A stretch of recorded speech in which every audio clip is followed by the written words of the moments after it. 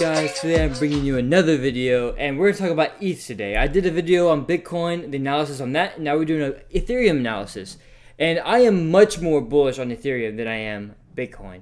Ethereum has applications building on top of it, and it has DeFi, it has GameFi, it has NFTs. Bitcoin has none of that. Bitcoin is just a store of value. This is the internet money. It's actual internet money. And really, the market really hasn't seen this until last Bullrun, 2021, right? It kind of knew it, right? People were like, okay, Ethereum's a big deal. This time, people are really gonna realize it, and there's gonna be. I'm gonna predict there's probably gonna be a Ethereum ETF being approved along with Bitcoin. Probably not at the same time, but probably around the same Bullrun, and I think it's gonna come. They're going to realize that Ethereum is deflationary and is always going to outperform Bitcoin because it's deflationary. Bitcoin is inflationary.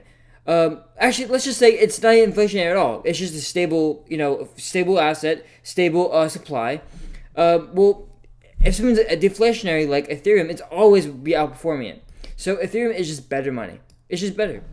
So Ethereum will always outperform Bitcoin. So this is Ethereum denominated in Bitcoin. So right here, I love to compare Bitcoin's price action from now until the last bull run, right, the beginning of it. And so it's right now is December 1st, and so back here, right, this right here, where are we at? So this right here, this is December, okay. So we had a little run here, okay, which I'm gonna say is this thing right here. And I'm basically comparing the two, okay? So we have the right here, and then we have the dip right here, the double dip. So I'm thinking we're going to crash right down because we're going to see Bitcoin outperform Ethereum one more time. And then finally, we'll have a major breakout, and it'll look like this, okay? And we can also see that with Bitcoin dominance as well. I love comparing this as well. So you have, this is the same. This is around September, October, right? Right here, same thing. September, October is consolidation. They have a run up here, have a little top here, this was around November, right? November we made that new high, right? November, early November, and then now we are pretty much consolidating, right? Same thing. We are getting ready for a massive jump in Bitcoin dominance because that's because Bitcoin pumps first, and then it's Ethereum, and then it's everything else. So we want to see this spike before we see a massive crash, and when we see a crash, that means all the altcoins will start coming because Bitcoin dominance, well, if it goes down in dominance, that means the other altcoins will pick up in price because the dominance is so low on Bitcoin, or vice versa. So we're really going to see a massive run for altcoins very, very soon. Once we see Bitcoin go to 50K, 42K, 43K. So I want to explain to you why the altcoins and everything else kind of correlates with Ethereum, okay?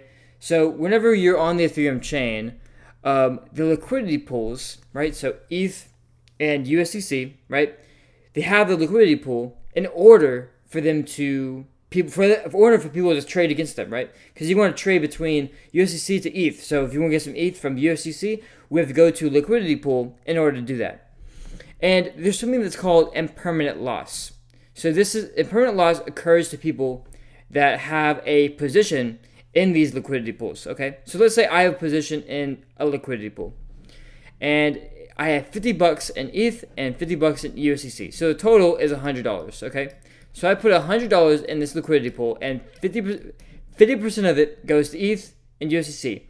Liquidity pools always have to be 50%. 50% ETH, 50% USDC. Now, Balancer has a little bit differently. They do 80-20 sometimes, or they do different ratios, which is cool, and that's a innovation. But right now, we're just talking about regular liquidity pools. So, impermanent loss is whenever you have, let's say, ETH rises in price. Okay, USDC is a stablecoin, so it's staying the same. So let's say ETH goes to, now it's worth $52. Okay, it goes up a little bit, right? $52. And USDC is staying $50 because it's stablecoin. It stays there, right? Oh, I didn't put, my bad. I just put 52, but this is 50. Okay. Right? So the liquidity pool will always try to make sure it's 50-50, right? The amount is 50% here, 50% here. So it's going to take that $52 and put it over here to equal 51, and this is 51 as well. So now it's the same value because this is equal $102. I don't know why that went away. There we go. $102, and this is also equal to $102. But we just made USDC goes up $1, and we took out ETH from this pool and put it over to USDC. Okay. So now we have less ETH. Okay, even though we did increase in price, but the amount of ETH was still the same. This just price of it went up. But by us taking by the liquidity pool taking out some of the ETH, it actually decreased the amount of ETH you have in that pool. So if ETH does go down, it'll go down much more because you took it out the ETH. Okay, so it's called impermanent loss because you can't get it back. It's already in USDC. So what this does though, now there's an effect to this. There's an overall market effect. So let's say we have a shitcoin. All right, let's say we have a shitcoin with ETH. Okay, in a pool, and this happens all the time. We have a lot of actually every single shitcoin you can think of has a ETH pair. All of them do, because ETH is the gas fee on Ethereum, and so whenever you move ETH around, you need ETH to pay the gas fee. So people only use ETH to transact. It's much easier that way. They don't use USDC. So ETH, let's say Doge, whatever. Doge is not on Ethereum chain, but we're gonna say it is for right now. So same thing, like $50, $50, and if ETH goes up in price, right, and Doge is just sitting there, money is going to flow into Doge. Okay. Now what does that? Now, obviously, you can think, okay, if money is flowing into Doge for no reason other than ETH going up in price, that means that whenever ETH goes up in price, all these meme coins get the money flowing into them. So that's exactly why everything is so correlated to ETH. It's not just hype. Really, it's the liquidity flowing that whenever ETH pumps a ton, right, all that money is flowing in.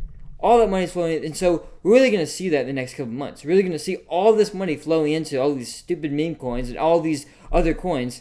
And so the bigger the pool that the bigger the pool is with ETH and these coins, the more these coins are going to pump because they're going to get a lot of money into those coins.